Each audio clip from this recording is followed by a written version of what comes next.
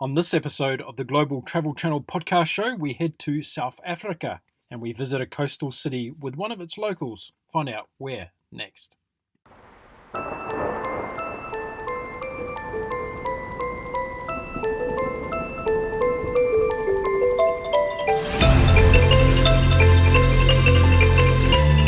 Hello and welcome to the Global Travel Channel podcast show. My name is Mark Philpott. On the show, we talk to people from across the world about all things related to travel, from amazing adventures to inspiring stories, to the not-so-well-known destinations. We cover it all. You can find all of our previous podcast episodes on our Global Travel Channel website by going to www.globaltravelchannel.com, or you can download them from Apple Podcasts, Stitcher, and Spotify. The Global Travel Channel is a collaboration between travel writers, photographers, YouTubers, podcasters, and bloggers from across the world. We bring you information that we hope makes your next travel experience an awesome one, no matter where you decide to go. You can also find the Global Travel Channel on Facebook, Twitter, Instagram, and YouTube. So be sure to subscribe, like, and follow us so that you can keep updated on our new content postings as and when they happen. We've even just launched our Patreon page, so this gives you, the audience, an opportunity to support us financially so that we can keep continuing to produce our podcasts. Any contribution that you do make is greatly appreciated, and we thank you for that. So I'd love to welcome to the show today a fellow podcaster, Jennifer Shraga. How are you, Jennifer? Hi, I'm doing well, Mark. How are you? I'm really good, thanks. Now, it's fantastic to have a fellow podcaster on the show because you, of all people, understand what this is all about, yeah? Yeah. Yeah, I do. Yes, you do, don't you? You know what it's all about. I do. For the moment, literally being like 2 weeks into it. So, yeah. Fantastic. Now, have you ever been interviewed on somebody else's podcast before? I have not. This is my first, so... Yeah. I love newbies. I love it. So, look, I'll tell you what, we'll do something to get you all warmed up today because you're probably sitting there all nervous to go, what's this guy going to ask me? So I'm going to start off with a completely random question that's got nothing to do with what we're going to be talking about today. Sounds and good. You can just relax into the show and give me whatever answer comes into your head. So my random question for you today is, and it's coming to my head right now because I haven't even planned this, what's your favourite model of car and why? Oh my goodness, what a question. Well, I'm not really a car person, but I will tell you that I currently drive a Honda Odyssey. It is a 7-seater and I love it to bits. So it's nothing fancy, but it fits my whole family. And when I say go, she goes. So, and it's my second Odyssey as well. I had an Odyssey about 4-5 years ago, but she died. So when I got a new car, it wasn't a 7-seater, and I thought, you know what? Next time I'm going to get me an Odyssey again. So yeah, I got another Odyssey, and I am so happy. It's the way to go for me. I'm sure there's someone from Honda listening today, so you'll get a rap for Honda. Well done. Okay. Now, you are a fellow podcaster, so before we get into the actual topic of today, let's have a chat about your podcast. So you said Absolutely. You've just recently started, so what's your podcast all about? So my podcast is basically a wellness podcast. It is, you could term it a self-help. So it's focused on personal growth. The way I direct it is mainly around my experiences. I am a human on this earth, and I think there are a lot of people that have potentially experienced the things that I have. And I just want to share some of the things that I have come to learn along the way about life and the things that have worked and the things that haven't worked as well. So, yeah. That's fantastic. Now, I guess this is going to take a lot of authenticity to put this out there, sharing all this stuff about yourself. Is that something that you're using as part of your own personal development? Yes, absolutely. I believe in talk therapy. So I have a background in psychology, and I've always been interested in the way in which people work. And something that I've noticed, and currently in my career as well, I work as an HR manager. The best way to get people to just grow and understand themselves is by letting them do the exploration themselves. And sometimes it just takes a little kick-off, like explaining what's happened in your life, to get people to really just relax and release. So I am an open book, and I do tend to share, and I love it because it helps other people share as well. Well, wonderful. And for all the people listening today, I'm going to put a link to Jennifer's podcast in the description of this podcast, so you can go and check it out. And I please ask you to do so, because Jennifer's going to help change people's lives, and that's a great thing. Well done, Jennifer, and congratulations for starting your own podcast. Thank you so much. Thanks. Now, your guest number 39 on my show, and I'm almost to a stage where I can say I know what I'm doing for half the time. For the other half time, I've got no idea, but it's all fun.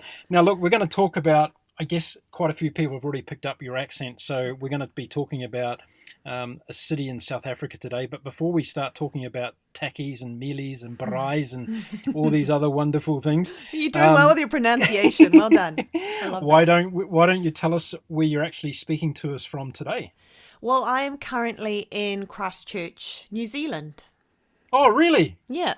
Fantastic. Well, let's not even talk about Durban. Let's carry on talking about New Zealand. It is a lovely place. It's a bit cold at the moment, but I love being here. It's my new home. Nothing like a winter in Christchurch to test out South Africans out. Oh, yeah. Especially from Durban. Yes. Oh, my goodness, Especially yes. from Durban. Yeah. How long have you been in Christchurch for? I have been here for 6 years now.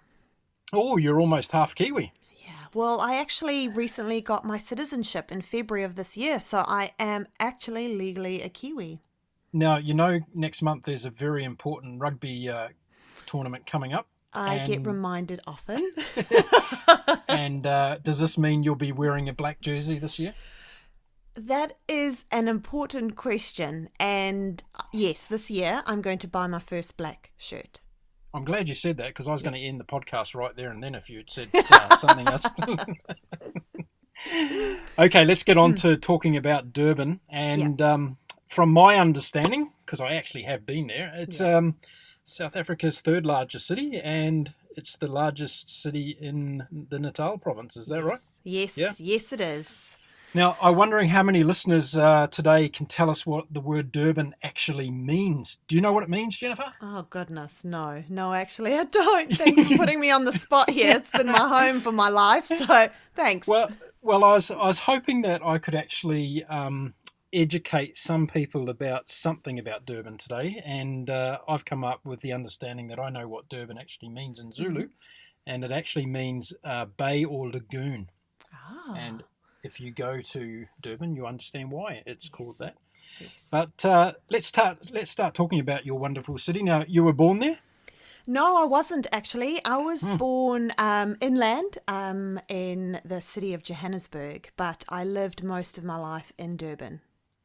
Yeah. And your family moved to Durban? Was that the reason you left Johannesburg to move to Durban? Or? Yes, it was. Most of my family live in Durban. So when I was young, I wasn't in Johannesburg for very long. And then my parents moved down to be closer to my mum's family that lived in Durban. And pretty much played out my life in Durban from there. Fantastic. So you did your schooling in Durban, did you? I did, yes. Yeah, great. And how was that? How was it going to school in Durban for people that are not raised in South Africa? What are some of the interesting aspects of going to school in South Africa? Yeah, good one. So I guess something that was quite iconic for my generation was when I was in about what we called class 2, we had our first black pupil that joined us. And I'll never forget, her name was Cheryl. Mm-hmm. I'm not quite sure what her Zulu name was, but she came in with an English name, and her and I just hit it off. So we were best friends from then. Going to school, I guess it's much like here in New Zealand. I guess one of the biggest things that we did have there is a lot of security. So even right from when I was really young, going to school, when the first bell rang, they locked the gates. Whereas here, I have young kids of my own, and when I drop them off, there is no front gates. I don't know how they keep them in. So, that was kind of different. I'm still trying to get used to the school system here, but there we had junior primary, senior primary, and high school. Whereas here they have intermediate as well, which is something that I'm getting used to as well. Yeah, that's kind of a 2-year waste that you don't really do much before you go to high school. It's like a couple of gap years between primary and high school as well. I'll take that into account. My daughter's asking about going to intermediate, and I'm like, I need to do my research. You find out what it's all about. Yeah. Now, because we're a travel show, we're going to be trying to give the listeners an overview of what Durban's like from a touristic point of view. But there's nothing like sharing it through the eyes of a local. So wherever you feel comfortable in injecting some information that only locals know about Durban, please feel free to do so, because I'm sure everybody will be interested in hearing that. Absolutely. Now, let's start off with the weather. What's the best time of the year to visit Durban? So it really does depend how you feel when you travel. I like to describe Durban as hot and humid all year round. Our winters are mild. They're still humid and we still get really high temperatures. I would reckon that autumn would probably be the best time to go over to Durban, because then you get that kind of even mix of your summertime, but then you also get your cooler temperatures as well. Still humid, so it doesn't matter if you're sitting in the shade, it's still going to be really warm, but you're probably not going to be sweating your face off as if you were going in February, because February is not a good month to go. You want to go from air conditioning place to air conditioning place. So yeah, I'd say autumn time. Okay, but stay away from Durban in February is the advice there. Yeah? Yes, very good. Definitely. Now, what does one go to Durban for in terms of a holiday? What is there to do in Durban for either a family or a couple going on a honeymoon, or even a solo traveller going backpacking? What are the kind of things that you can get into in Durban? Yeah, good question. Durban is known as the playground of South Africa. So I think what's really great about Durban is you've got the oceans, and then you've also got the Drakensberg Mountains, probably about 2 or 3 hours outside of Durban. So one of the biggest things is we have the Golden Mile. So the Golden Mile is a straight kind of piece of beach. It's kind of separated into segments with piers down the middle, so the surf is really good. It's great for surfers, it's great for fishermen. A lot of fishermen go and fish off the shore from the beach, and then you've also got your hotels and all your playgrounds that are really close along the Golden Mile. So that's probably one of the good places to go. Okay, so as far as accommodation goes along that strip, you can find all kinds of different range of budgets for travellers? Yes, yep. Absolutely. You can go right from 5-star down to your backpackers, down a small alleyway sort of thing. So really easy to find as well. And Durbanites are really friendly as well. I know even from my time when I used to go to, there was a nightclub on the Golden Mile called Joe Cool's, and you'd end up meeting some foreigners that were hanging out there, and some of them didn't even have somewhere to stay, and a Durbanite would pick them up, take them home. Here's a couch, hang out with us, and that's kind of how it was. Now, I'm not saying that everybody needs to do that, but the mentality of the people there were very, very open, allowing people into our homes, because we get to learn a lot from foreigners as well. That sounds like a bunch of Kiwis that were over there not organising any accommodation. Now, the beaches, as you say, are a big thing along the whole coastline there, and there's 5 extraordinary beaches, I would say, right from North Beach to South Beach and the ones in between. Addington Beach is a great beach, if I remember. Did you used to go to Addington Beach? Yes, so Addington was actually where I learned to surf. Smallest waves, so really nice place. They generally have surfing schools that hang out down there. So, if you are going to Durban and you want to just pop down to the beach for a quick surf lesson, Addington is where you're going to find that. Okay, cool. Now, when people arrive into Durban, and let's say the majority of people coming internationally, they arrive. There's a new airport there now. Well, it's not new anymore. It was built around the time of the World Cup when it was in South Africa. I think it's called the King Shaka International. Is that right? Yeah. Yes, that's it. So, how far out of town is that, and how do people get into the city from there? What's the best way to move around? So the best way is to probably rent a vehicle.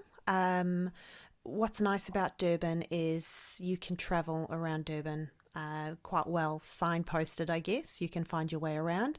It's about an hour and a half out from the city.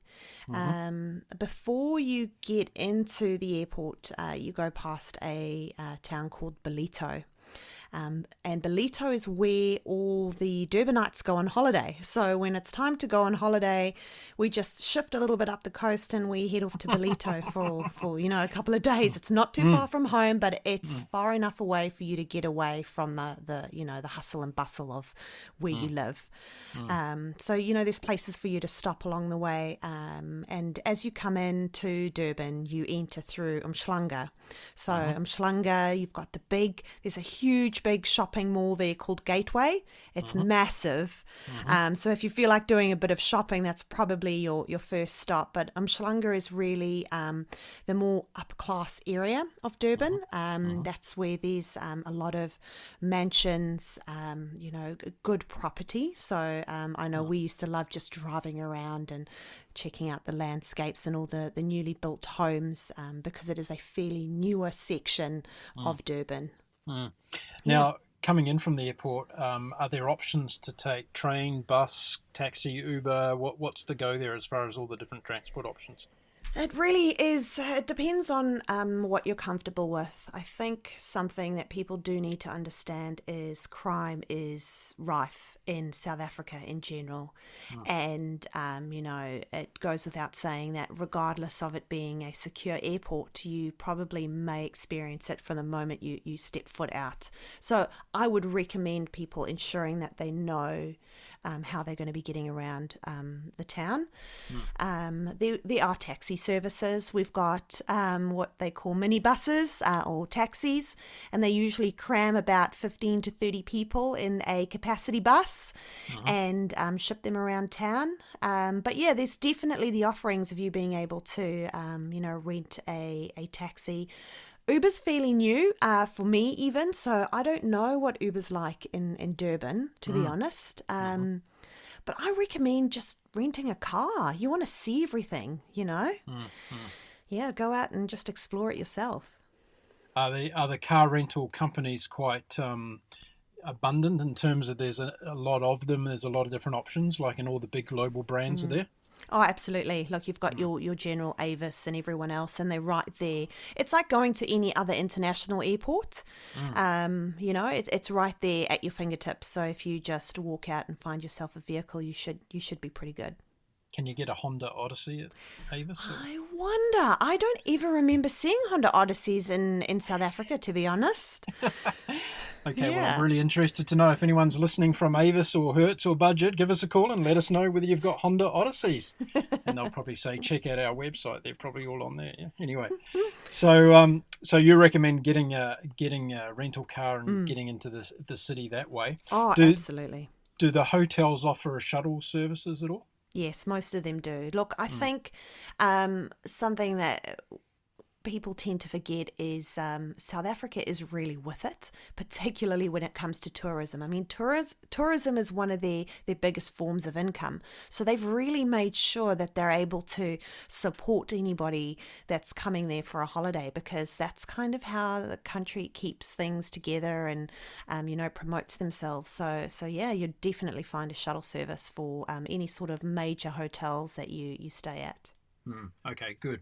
Now, let's talk about the elephant in the room, because security is something that people need to understand about South Africa. And I've been to South Africa a lot over the years, and I've been to all different parts of South Africa, and I've never ever had a problem in South Africa.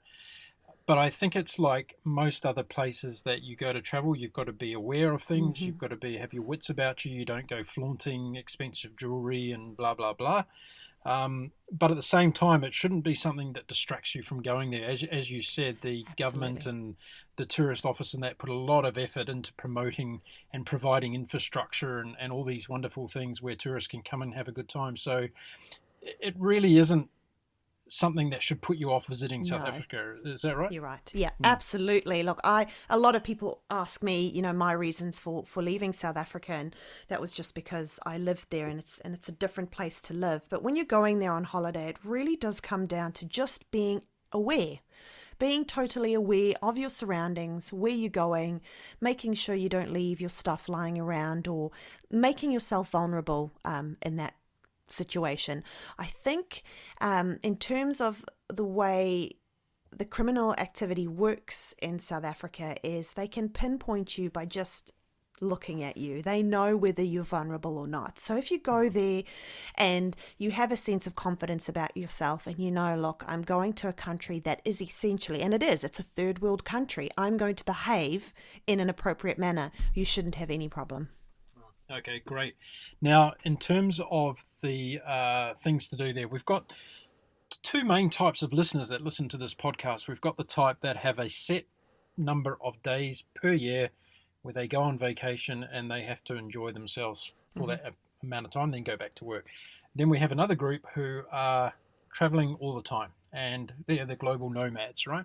Mm-hmm. So for that group that are listening today that are having a set period of time, they want to go to South Africa and enjoy all the beautiful things, and they've heard of Johannesburg, Cape Town, and Durban, and the game parks.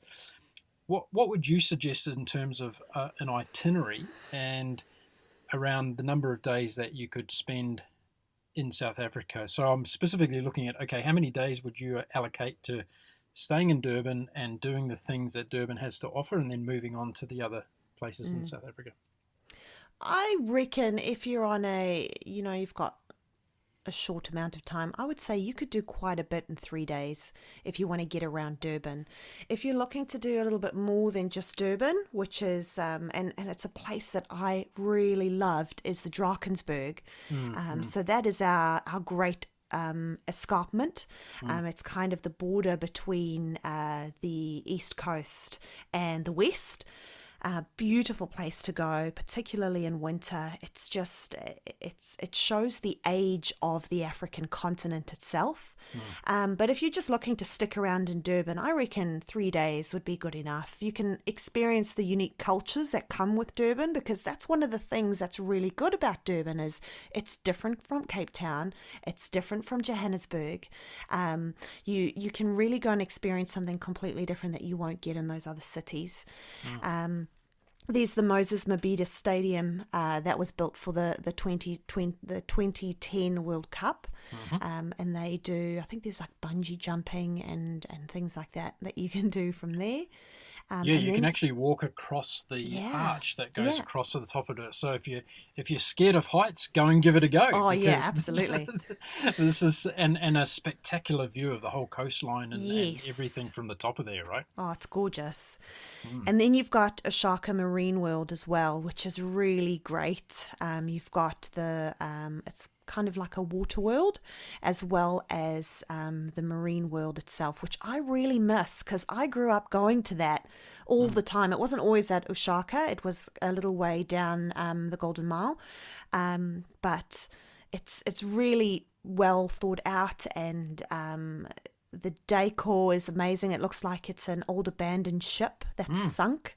So you kind of descend down into this old abandoned ship, and then you get to see all the different types of marine life as well. And it's local marine life too, which is fantastic. So yeah, and experiencing something that's quite popular in Durban now. This is a little tidbit that I think people will enjoy, is the flea markets.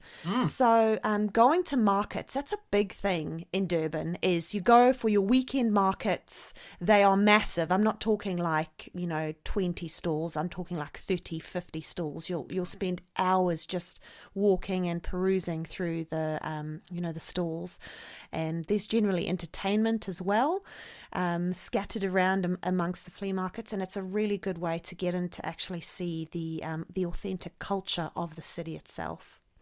That's fantastic. Are there any markets during the week as well? During the week, I'm sure there are none that I can name off the top of my head, but if you drive through the city, there's generally city markets that you can go and visit during the week, and those are fairly large as well. But those are your everyday people that are trying to make their living. Now, you talked about diversity, and Durban has quite a large Indian Yes. population and culture there, doesn't it? Tell us about that. Absolutely. So this one's quite strong because I have a lot of Indian friends, still back in South Africa, of course. So the Indian culture, like you said, it is really big. Durban is the largest Indian population outside of India, which is quite a big thing. So it kind of stems from the old colonial days where they brought Indian workers in to work on the sugarcane. So that's another big thing for Durban, is it's the headquarters of South Africa's sugar industry. So they've had a big part of that. So them coming in, of course, they brought with them their culture. The majority of the people that came in were Hindu. So things like curry dishes are really popular in South Africa. Sweetmeats, so celebrating things like Diwali. It's always wonderful. I loved being in the office, and then you knew it was Diwali because they would bring in these plates of sweetmeats, and they're so giving. Sharing food, sharing meals. There is a place, I'm not sure if it's still open, but in town, a place called Johnny's Rotis. And we would go out for a surf and then go to Johnny's Rotis afterwards it's a ginormous foot-long roti with chips inside. We call them slup chips. So I'm trying to think of what like potatoes. What do they call them? Like shoestring chips here. French fries. French fries, that's it. Inside the roti with cheese, and you can either have a curried sauce or you can just be plain and have tomato sauce. But amazing. You would never expect it because it's a tiny little hole in the wall place, but it is just so great, and the guys that work there are awesome as well. So bunny chows, definitely have a bunny chow.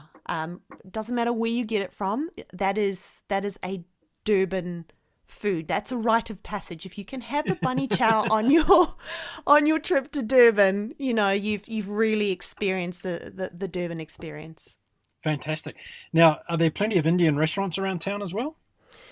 They're mainly fast food. There are Indian restaurants, but it's not the Indian restaurants that you would get like here in New Zealand. I'm not really sure about anywhere else, but you're not going to go there for a bhaji or a butter naan, those sorts of things. You're gonna go there for whatever it is that their family has created. Something that's quite big with the Indian population in Durban is it's very family orientated. So I remember at work I had this girl that I worked with, and she made me her family's masala. And masala is a mix of spices that you then use to cook in your curry. And she explained to me that every family has their own masala, and they pass it down through generations, and they generally don't tell other families what their spice mix is, because it's their family secret. So it's the best thing to do is probably speak to locals, and they'll invite you around for a good curry. It must have been a very rich experience growing up with such diversity in a city. It really was, and this is something that I find quite interesting coming to New Zealand is people often think the first thing when they think about South Africans is apartheid and, segregation. I grew up being totally immersed in so many different cultures, and even growing up as well, just experiencing different things. It was really colourful. It was great. And today in South Africa, and particularly in Durban, do you still see that diversity happening amongst the different races in a peaceful way? You do. I guess the media tends to only focus on things that are quite negative, but when speaking to family and friends, because I grew up in a city, in a little suburb called Durban. I grew up in a little town called The Bluff, and they all seem to still experience the same things. They still hang out together, and there's still that diversity. So yeah, from what I understand, it still happens. It's still really difficult because I think it's still a young country in terms of its diversity, and it's trying to figure out who it is and how to identify themselves. But when you get down to the roots of it, and you cut out all the stuff around the government and parliament, and you actually just look at how families get together, there's so much diversity, there's so much connection and bonding as well. Now, we can't talk about Durban and India without talking about Mahatma Gandhi, who actually went to Durban. Yeah. And as when he was a lawyer, actually, he spent some time over there with some fairly influential people. Are you aware of that past? I am not completely aware, no, and I guess it's not something that we studied at school, although I wish we did. We did a lot of our history lessons were all about other countries other than our own, which is really sad because it didn't give us that chance to actually get to learn what our history and what happened in our past.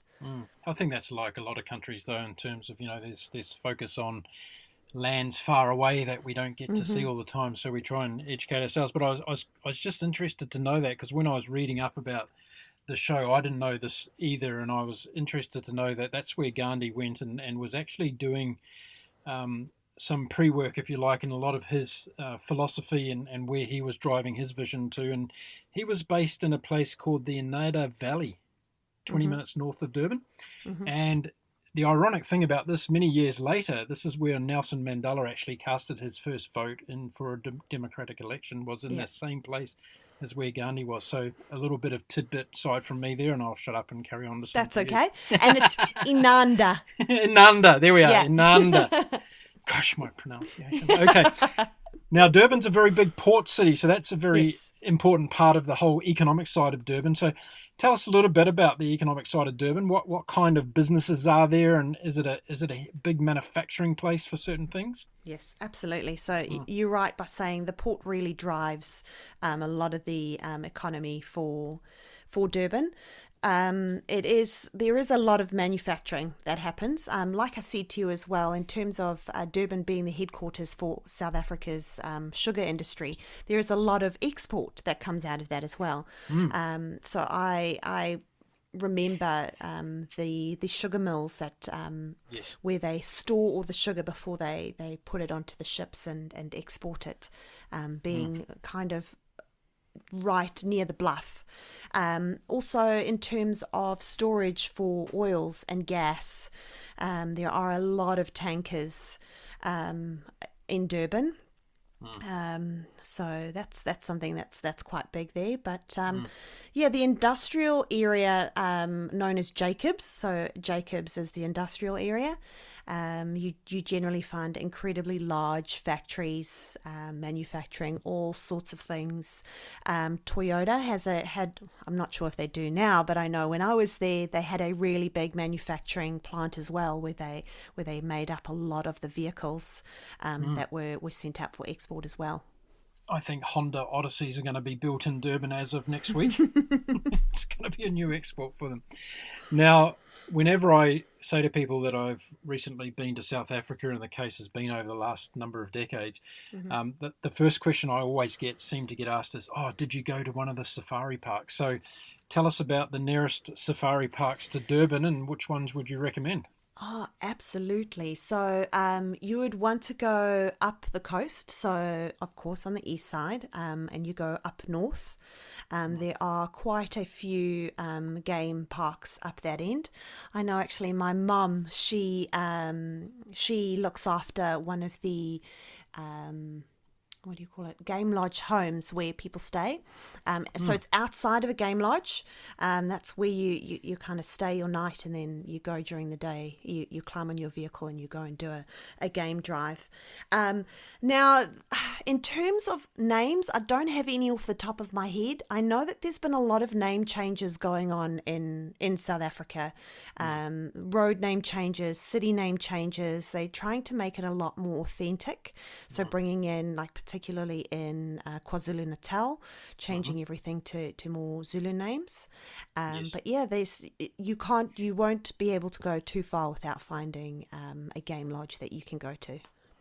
Now, for somebody who hasn't been to a game park before, can you perhaps share just what the experience is like? You know, it's an incredible thing being so up close and personal with a wild animal, and for people that come from a New Zealand and all they're used to is a flightless bird that is the national bird of the country and it won't attack a dead mouse basically. But when you're up front and personal with, you know, giraffes and lions and zebras and all the other things, what kind of experience really is that? Can you remember your first time to a game park?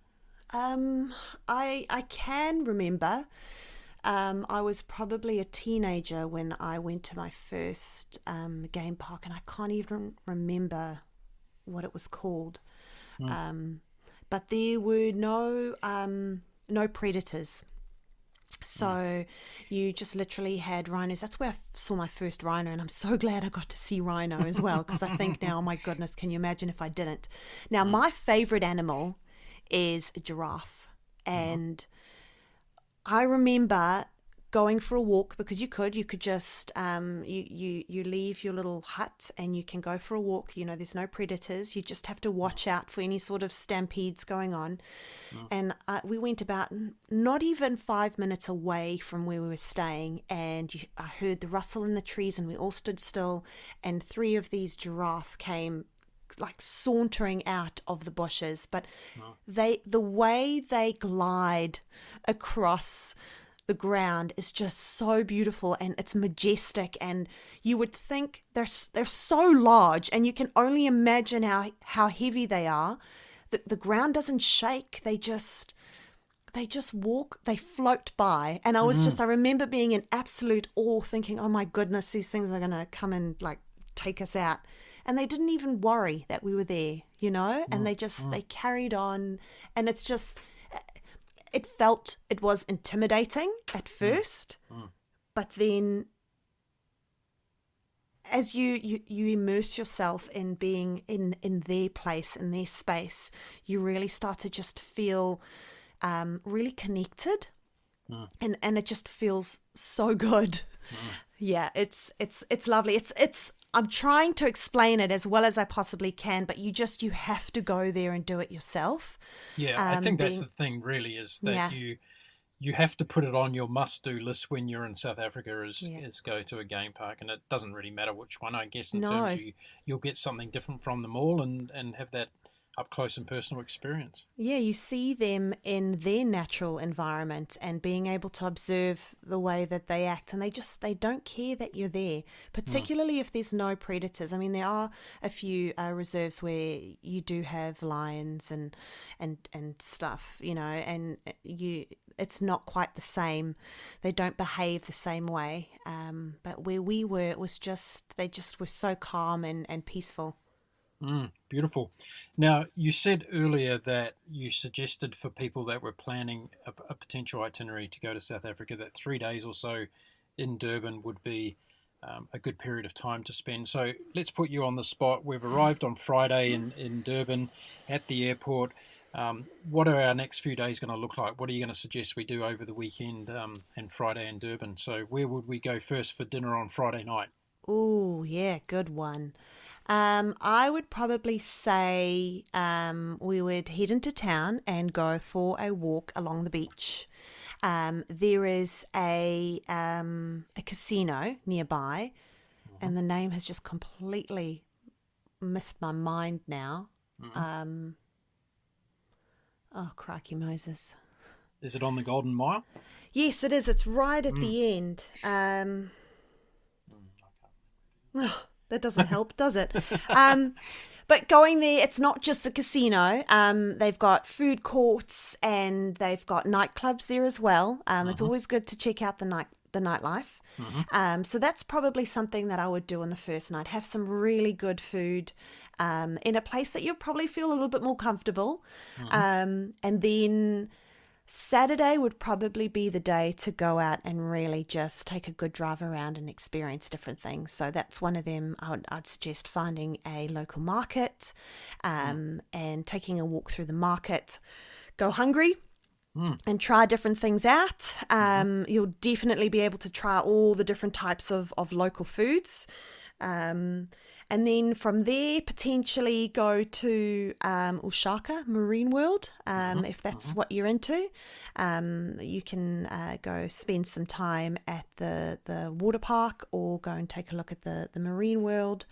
They have a really nice restaurant there. I'm not sure if it's still there, but it was an authentic African restaurant. So you'd go in there and they'd paint on your face, and if it were cold you had blankets over the backs of the chairs, and they played the authentic music, and the food was made to the palate for the Zulu. So it's a lot of red meats, putupap, which is something that the locals eat as well. So just being able to try that authentic food just in a restaurant environment. What about Minitown? Minitown. Minitown. I forgot about Minitown. You did. You didn't mention Minitown yet. Oh, Minitown. Minitown's on the Golden Mile as well, which is great because everything's just so there, if that makes sense. You can really you can shoot from one place to another. Minitown is classic. It's the working models, and they've kept it going for so long. I remember going there multiple times through different years of my life, and it still was the same. Everything was working, and they would just add the extra bits on. So as the city changes, so does Minitown. Just so people know, it's a mini version of Durban. Yeah, it's a. What do you call it? It's a dwarf town. Well, it's a mini town, right? It's a mini version of Durban we're talking about here. Yeah, when we're talking about in models. So, and it's got ships, and I remember the ships and the boats. I was always like, how does this work? How are they moving? Now that I'm an adult, it makes a lot of sense. But yeah, it's mind blowing. Yeah, absolutely. Really yeah. And I was also thinking of the Valley of a Thousand Hills. Valley of the Thousand Hills, yes, great place to go for a drive. That's why, like I said, get a vehicle and just take a drive, because the only way to appreciate the Valley of a Thousand Hills is just driving through it. It's just literally hills and trees, and it's good to see. It's beautiful to see. The motorway kind of goes right through it. So you can just drive through it and have a good look. So lots of eating, lots of driving around and looking. What about on Sunday? How do we chill out on Sunday? Or can we go to the markets on Sunday? Or there's definitely markets on Sunday. What's really nice to do, and this is a little secret as well that people can take on. So, like I said, I came from a suburb called the Bluff, and on the Bluff they have their own beaches, and there is a good place to actually go and do some whale watching. So, and it's literally free of charge. That nobody's made a business out of it. I don't think they could. But you can pack yourself a little picnic and go and sit yourself down on the beach. It's generally during the whale mating season, so they kind of hang out just behind the reef and they do their little dances. But you see them jumping in and out of the water, and it's fantastic. We used to do it quite often. Just take a bottle of wine and some cheeses and have like a little cheese platter and just sit on the beach, and enjoy the good weather and the whales. Nice. What time of the year do the whales come and visit? Good question. I think it is springtime, but don't quote me on that. I'm not 100% sure. Okay, so if you want to go whale watching in Durban, check out Yeah. on the internet first, Yes, and get it when that happens. qualified. Yeah. Yes, good one.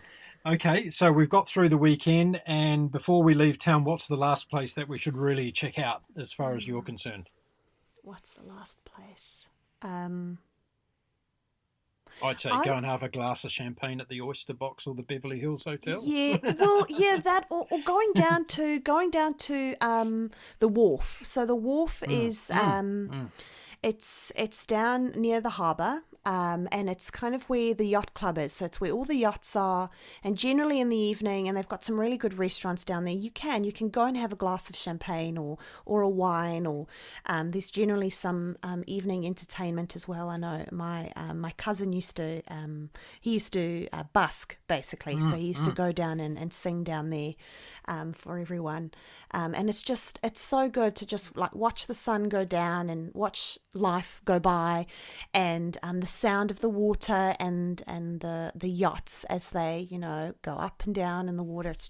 It's a really nice way to just sit and wind and take in everything with the city sounds behind you and everything.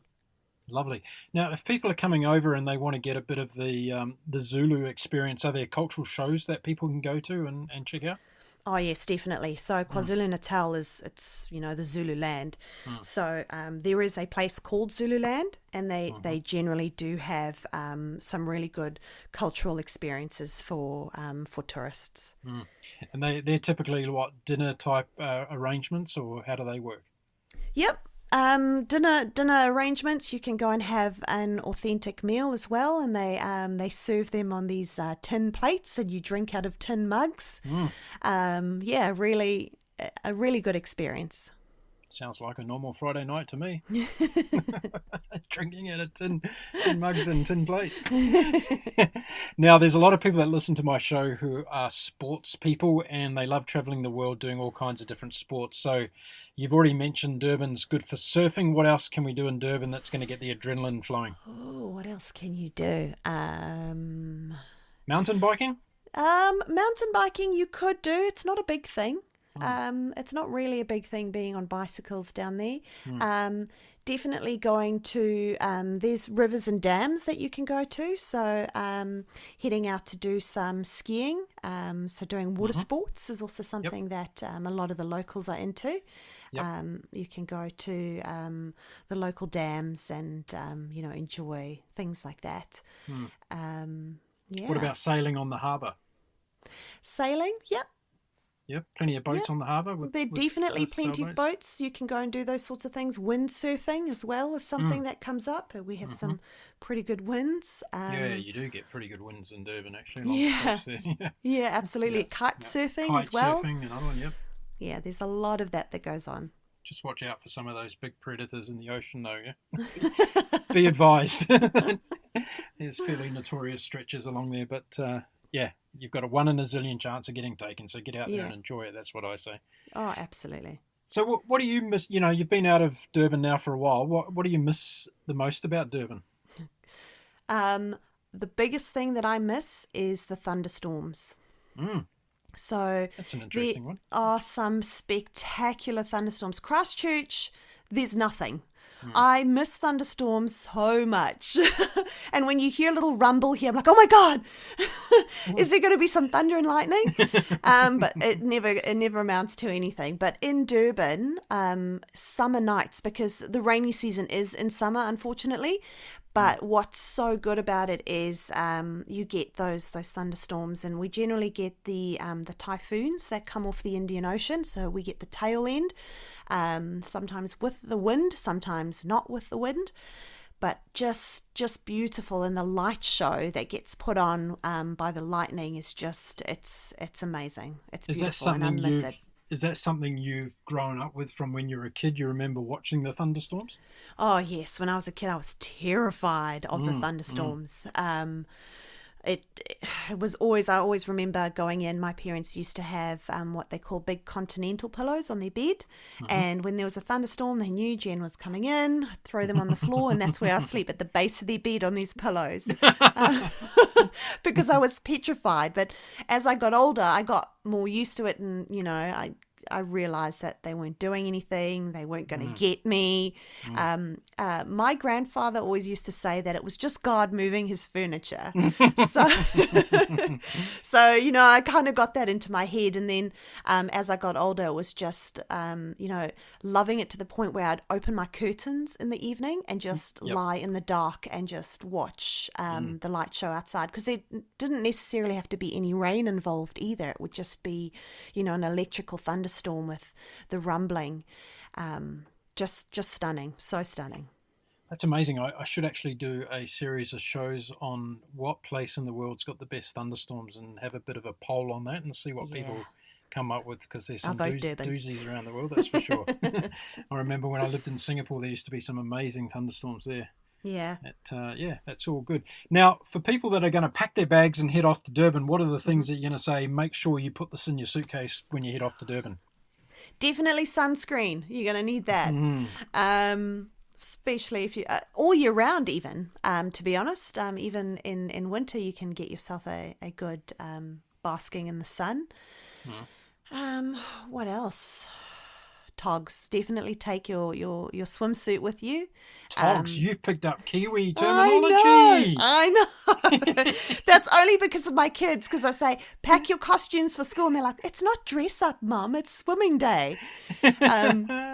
We're going to have to translate that for all our other listeners, because no one outside of New Zealand's going to know what togs are. Togs are. So your bathing suit. Bathing suit. Get your bathing suit. Pack it into your bag. Your definitely. Take your jandals. Your flip flops. Flip flops. Yeah. Thongs. That's another word. Tackies. So many, aren't there? Yeah.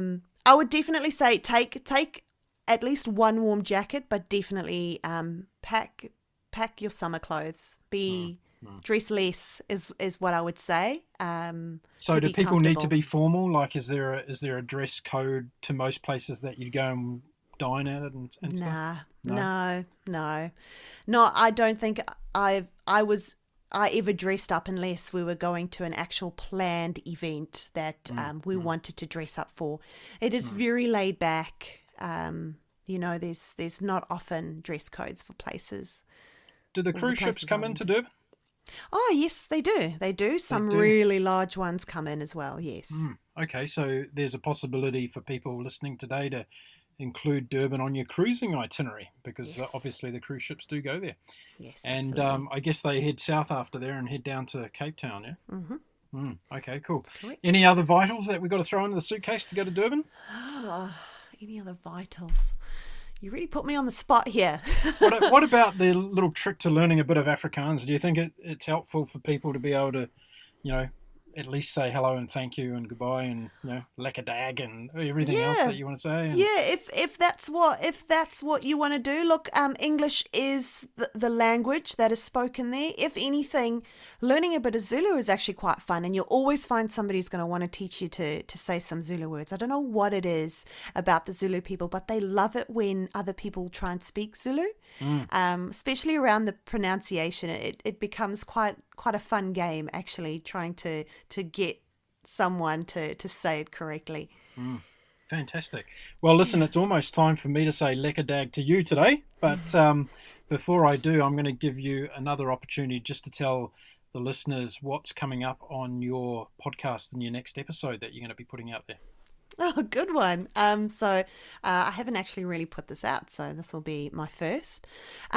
So I've done an introduction to myself and what my podcast is about, but my first topic episode is about anxiety and mainly focused around panic attacks and helpful ways on how to prevent yourself descending into the chaos of a panic attack, and then just general tips and tricks on how to really secure yourself and make yourself feel comfortable in your anxiety. Fantastic. Yeah. Look, I'm sure there's a lot of people out there that love to listen to your show. As I said earlier, I'm going to put the podcast link to Jennifer's show in the description of this podcast, so you can go all there and check it out and support Jennifer on her wonderful journey in the world of podcasting. And she's been a guest on my show today, and we've been talking about the beautiful city of Durban in South Africa. Jen, one last thing before you go about Hmm. Durban. What is the highlight that you can share with us about Durban? Highlight. I would definitely say it would be around the culture diversity and the food. Mm. That's definitely, if there's anything to come away with, you must definitely try and get yourself into a cultural experience and definitely try out that Indian food. Yeah, fantastic. Listen, thank you very much for being on our show today. You've done a wonderful job in highlighting all the wonderful spots that people can go to in Durban. Make sure you include Durban on your South African experience because it's absolutely a necessity to go there. South Africa is not all about Cape Town and Johannesburg. There's Durban there That's as well, true. and go and check Exactly. it out and enjoy it because that's what you should do when you're on holiday. Jen, thanks very much for joining me on the show, and Awesome. Thanks for going having me. to invite you back a little bit later on. You can tell us all about life in New Zealand. Perfect. Sounds good. Thank you so much. It was great Okay, to chat. Bye. there we go. A great insight to Durban in South Africa. So I hope Jennifer has inspired you all to think about going to Durban for a holiday and checking that wonderful seaside coastal city out when you're in South Africa. Okay, that's it for this episode. If you're looking for previous episodes of the Global Travel Channel podcast show, you can go to our website at www.globaltravelchannel.com or download them from Apple Podcasts, Stitcher, and Spotify. That's where you can find us. Okay, until next time, my name is Mark Philpott. I wish you all a very good bon voyage.